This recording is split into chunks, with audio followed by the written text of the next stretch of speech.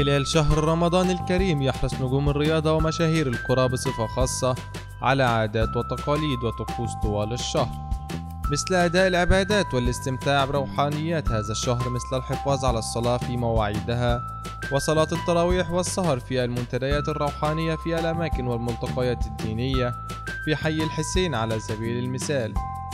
بينما يحرص اللاعبون المحترفون بالخارج على الهروب من أنديتهم الأوروبية ليعيشوا الأجواء الرمضانية بين الأهالي والأصدقاء في مسقط رأسهم، من بينهم اللاعب محمد صلاح لاعب المنتخب الوطني لكرة القدم والمحترف في صفوف نادي روما الإيطالي، إذ حرص على قضاء أول 5 أيام من شهر رمضان المبارك بمسقط رأسه نجريج.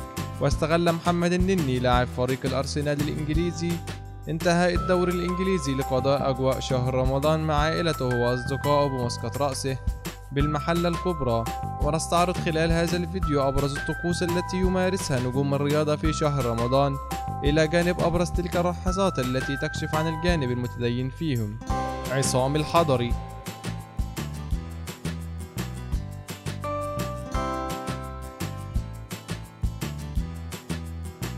حسني عبد ربه،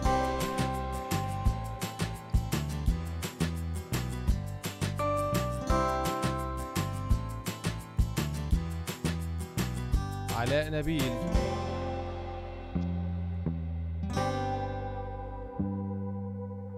شريف عبد الفضيل،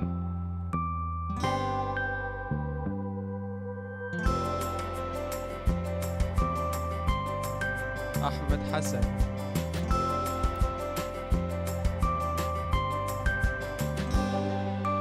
محمد أبو تريكة،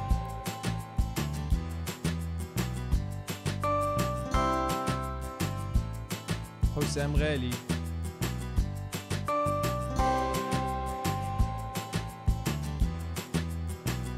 حازم إيمان.